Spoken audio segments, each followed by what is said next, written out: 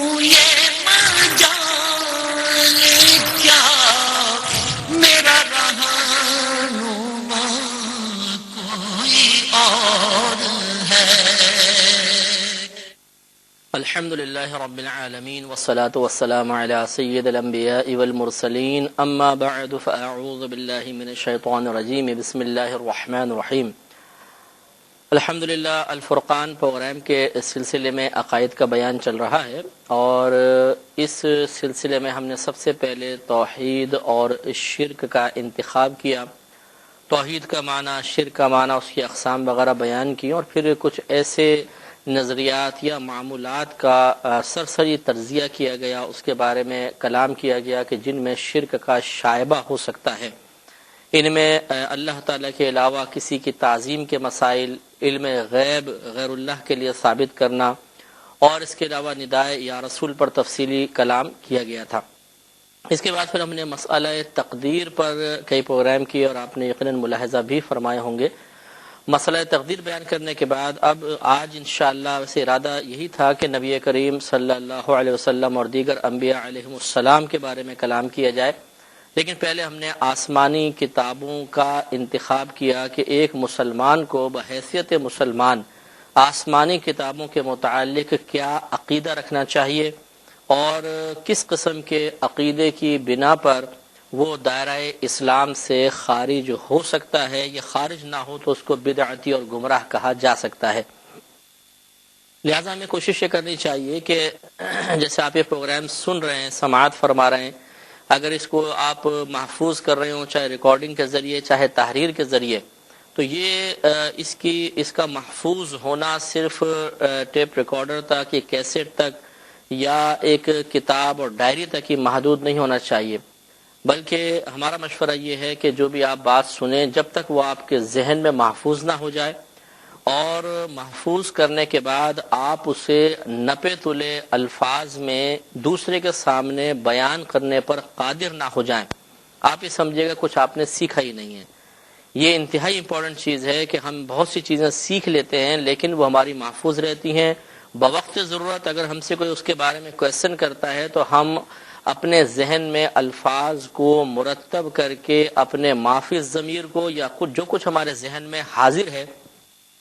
اسے الفاظ کی شکل میں ڈھال کر بیان نہیں کر سکتے ہیں، لہذا سامنے والا اکتساب فیض سے محروم رہتا ہے۔ اس لیے ہماری گزارش ہے کہ صفحہ نمبر، جلد نمبر یاد نہ رہے کوئی بات نہیں، لیکن کم از کم نفس مضمون تو یاد ہونا چاہیے، اور اس انداز سے یاد ہونا چاہیے کہ آپ اگر کسی کے سامنے اسے بیان کرنا چاہیں تو بآسانی کر سکیں۔ تو آسمانی کتابوں کے بارے میں ہم کلام کرتے ہیں۔ پہلے کلام الہی پر تھوڑا سا کلام کر لیا جائے۔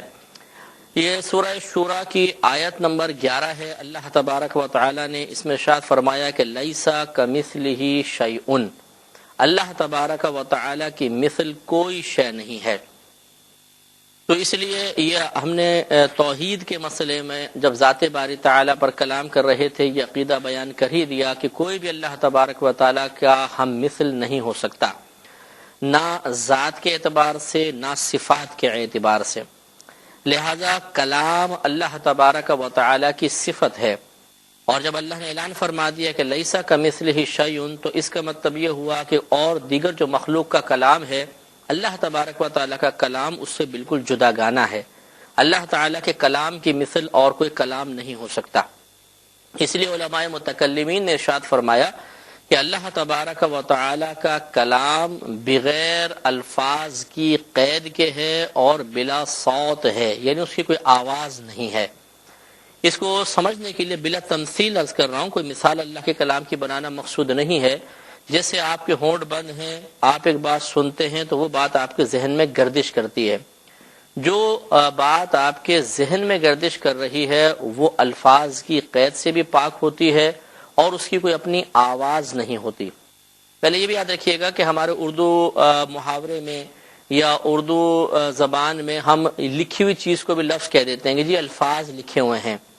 لیکن حقیقتاً یہ سمجھ لیجئے کہ جو آپ زبان سے بولتے ہیں انہیں کہتے ہیں لفظ یا الفاظ۔ جو آپ لکھتے ہیں لکھا ہوا تحریر، اسے کہتے ہیں نقوش، اور جو اس نقوش یا الفاظ سے معانی اور مفہوم ہمارے ذہن میں جاتے ہیں اسے معانی یا مفہوم کا نام دیا جاتا ہے. اسی کو علم سے بھی تعبیر کرتے ہیں کہ جو کچھ ذہن میں آیا اس کو علم کہتے ہیں. اب اللہ تبارک و تعالیٰ کا کلام نہ تو الفاظ کی قید کے ساتھ ہے، ایسا نہیں ہے کہ اللہ تبارک و تعالیٰ جب کلام فرماتا ہے تو ہماری مثل کوئی الفاظ ہوتے ہیں، الفاظ کی قید سے بھی پاک ہے اور آواز کی قید سے بھی پاک ہے. اب وہ کیسا کلام ہے اور کس طریقے سے اللہ تبارک و تعالیٰ نے جبریل امین سے کلام کیا اور جبریل امین اللہ تعالیٰ کے پیغام کو انبیاء علیہ السلام تک لے کر آئے، اس میں یہ بہت ہی بڑا ایک راز ہے. یوں آپ سمجھ سکتے ہیں کہ جیسے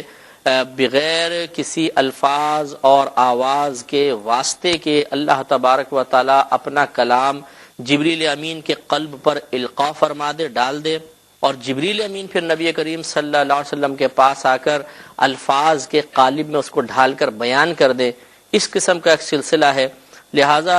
کلام الہی یاد رکھیے کہ صرف ایک مفہوم کا نام ہے، ایک معانی کا نام ہے. سمجھانے کے لیے عرض کر رہا ہوں، جیسے آپ کے ذہن میں جو کچھ مفہوم معانی آتے ہیں بس سمجھ لیں ایسا اللہ کا کلام ہوتا ہے کہ نہ اس کی آواز ہوتی ہے اور نہ وہ الفاظ کی قید کے ساتھ ہوتا ہے. یہ ہے کلام الہی. لیکن جب ہم کہتے ہیں قرآن تو یاد رکھیں قرآن جو ہے وہ جو قرآن پاک میں نقوش ہیں اس کا، اور یہ نقوش جن الفاظ پر رہنمائی یا دلالت کر رہے ہیں ان کا، اور ان الفاظ سے جو معانی نکلتے ہیں، ان تینوں چیزوں کے مجموعے کو کہتے ہیں قرآن. میں بہک سوں یہ مجال کیا، میرا رہنما کوئی اور ہے. سورہ حدید آیت نمبر 27 میں اللہ تبارک و تعالی نے عیسیٰ علیہ السلام کے بارے میں فرمایا وَقَفَّيْنَا بِعِيسَى ابْنِ مَرْيَمَ وَآتَيْنَاهُ الْإِنْجِيلَ، اور پیدر پہ رسولوں کے بعد ہم نے بھیجا عیسیٰ بن مریم کو اور عطا کی ہم نے انہیں انجیل. تو اس سے ثابت ہوا قرآن عظیم کی جو 4 بڑی کتابیں ہیں ان میں سے 3 کا بیان آپ کی خدمت میں عرض کیا، اور ان پر سب پر ایمان لانا لازم ہے کہ اللہ تبارک و تعالی نے ان نبیوں پر ان مذکورہ کتابوں کو نازل فرمایا. اور سورہ واقعہ آیت نمبر 77 میں اور پھر 80 میں اللہ تبارک و تعالی نے قرآن عظیم کے بارے میں کلام فرمایا کہ انہ لقرآن کریم، بے شک یہ ضرور قرآن ہے کریم یعنی معزز ہے، تنزیل من رب العالمین، عالمین کے رب کی طرف سے نازل کردہ ہے. اس سے معلوم ہے کہ قرآن کو اللہ تبارک و تعالی نے نازل فرمایا، قرآن سے ہی ہمیں یہ چیز حاصل ہوئی، اس پر ایمان لانا لازم ہے. اور سورہ آل عمران آیت نمبر 3 میں اللہ تبارک و تعالی 3 اور 4 کے کچھ حصے میں اللہ نے ارشاد فرمایا کہ نزل علیک الکتاب بالحق، اے حبیب کریم صلی اللہ علیہ وسلم ہم نے آپ پر کتاب کو حق کے ساتھ نازل فرمایا. مصدقا لما بین یدیہ، یہ کتاب یعنی قرآن عظیم تصدیق کرنے والی ہے اس کی جو آپ کے سامنے کتابیں ہیں، یعنی توریت، زبور، انجیل. وہ انزل التوراۃ والانجیل، اور نازل کی اللہ تبارک و تعالی نے تورات اور انجیل، من قبل اس سے پہلے یعنی قرآن سے پہلے، ہدی للناس لوگوں کے لیے ہدایت کے لیے. تو معلوم یہ ہوا کہ قرآن عظیم اللہ تعالی نے نازل فرمایا اور ہمارے نبی کریم صلی اللہ